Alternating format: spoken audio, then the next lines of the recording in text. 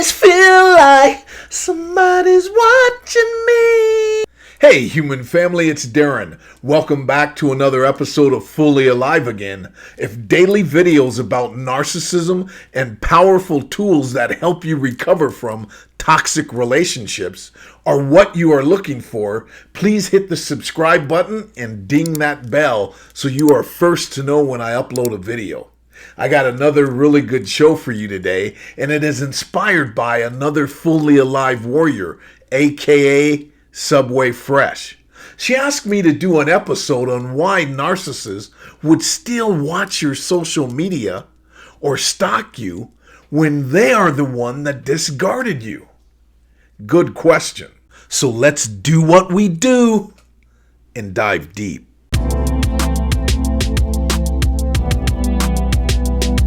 No tears, no fears, fully alive again after these years.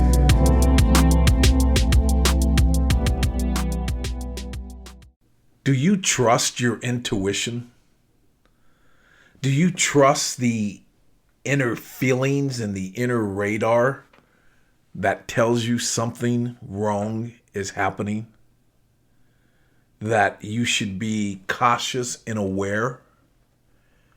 The human mind and body and the way that we have evolved as a species, the way that God has designed us is quite extraordinary when you really think about it. And we have certain protective neurons and nerves and intuition that protect us and warn us of danger. If you feel like you are being stalked, that someone is watching you, you are being stalked. One of the disheartening side effects of narcissistic abuse is that we lose our ability to listen to ourselves. We lose trust in ourselves.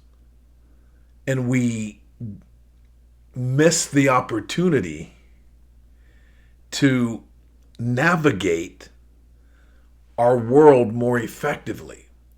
And when we don't trust ourselves as much, in our subconscious, we start to isolate ourselves. And that's one of the motives of your stalker. I want you to ask yourself, why would a person do this when they've terminated the relationship, when they ended the relationship, when this person said to you, we're done? Or they cheated on you, or they just left and left you hanging and treated you like an inanimate object and left you with no closure, just simply ghosted you and walked away from you as if you never existed, and then covertly are watching you. Now, obviously, you would come to the conclusion why a person would do this is because they're a deranged, punk-ass, creepy narcissist. And this can be a male or female narcissist. But the reason they're doing this is that they get a secondary supply source from this. And why I say secondary, because they're not able to gaslight you or abuse you in person and see your reactions.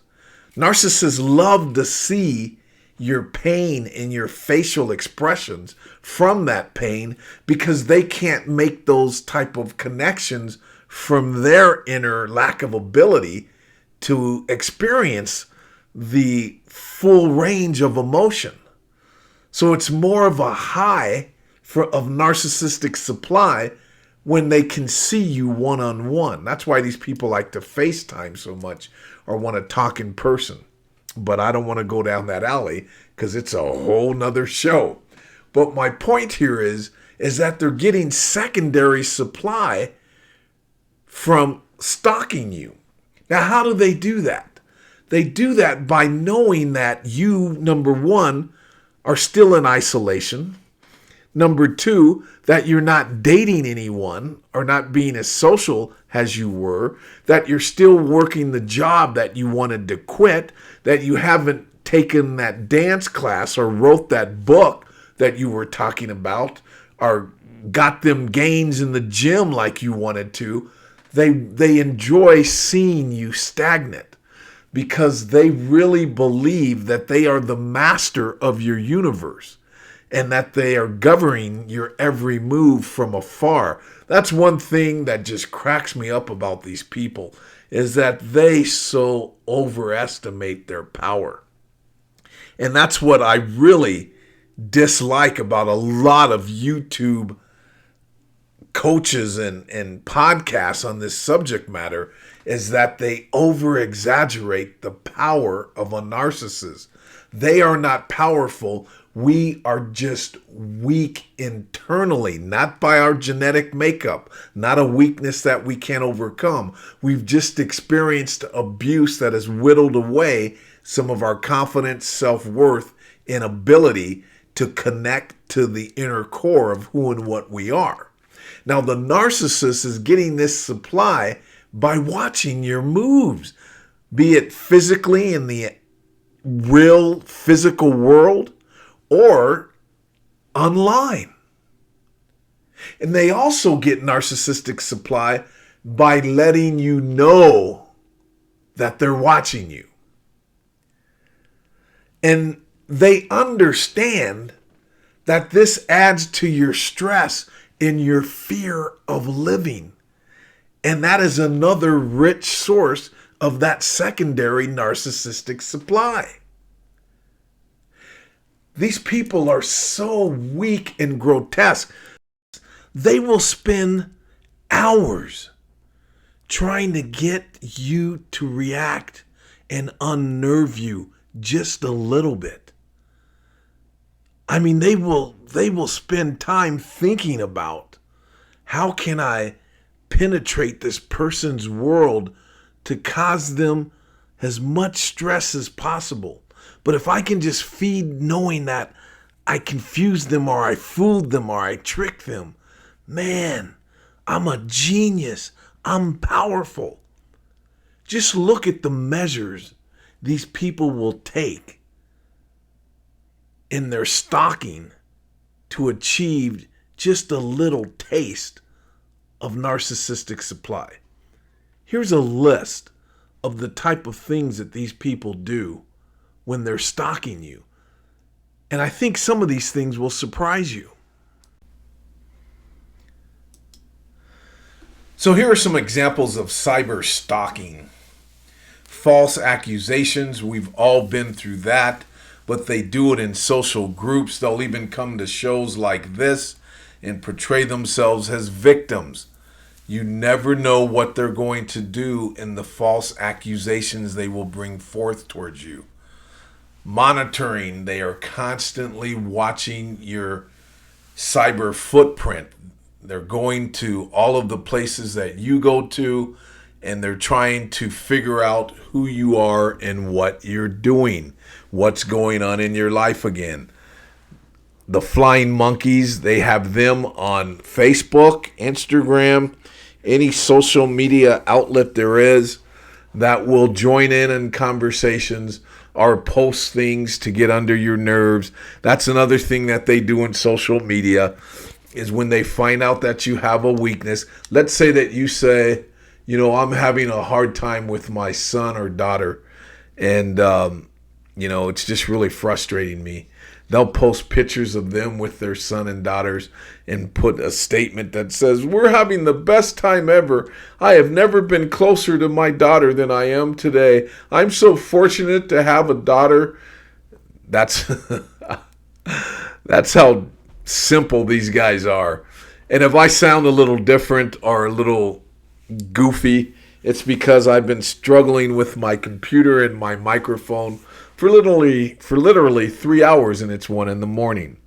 So one of the things that they do that a lot of people aren't aware of is that they'll use your phone number and your email address and join up and sign up for different products or services and telemarketers and email campaigns will all be coming your way because the narcissist took your information. This is cyber stalking. This is against the law. I once had a frenemy who I thought was a good friend until I found out he was a narcissist. He was literally going to my website, booking dates for me to come in and do trainings for companies, team building in diversity and etc., and using a false name and using the name of Fortune 100 companies and literally booking a date and having a conversation with me as if he was from HR or a VP of that company. That's against the law. That's a felony. And, of course, I kept that on file in case he comes up and starts his stupidity again, which he did. I just remember that. Last summer, after a 2-year or 1-year span, he was stalking me again. And he does that. And if I ever saw this guy and he ever stalked me in person, I pray for that. I literally do. And I know that sounds immature and puerile, but I want to punch this person in the face so bad for he crossed boundaries that were so bad. Some people just have an ass kicking coming. I won't do it unless it's so legal and so seamless that there's nothing that harms my way. But if he ever came into my person and did this stuff, I'd have to put him down. That's how bad it was. But I was mature enough and smart enough to keep a ledger of everything that he's done, and even told him that if he continued this, we were going to court. He laid off, but he couldn't resist, so he came back. That's how crazy they are. So anyway, nonetheless, these people never go away. He's probably stalking me right now. And that's probably true for you too. Once these people are in our lives, they think they have the right to do whatever the F they want to. That's why it is imperative for you to keep good records, you guys.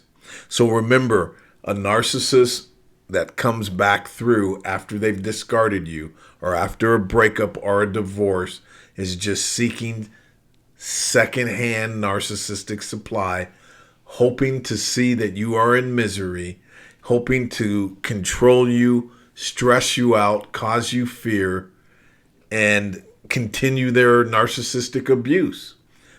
So document, set boundaries, laugh when you see these little games that they're playing, and protect yourself at all time. All right, you guys? Always a pleasure when you guys come through. I deeply appreciate it. And what say you? Please share your comments about this video or any stalking information or stories that you have that will help enlighten others. I'll see you guys on the next video, and I deeply appreciate you guys for stopping by today.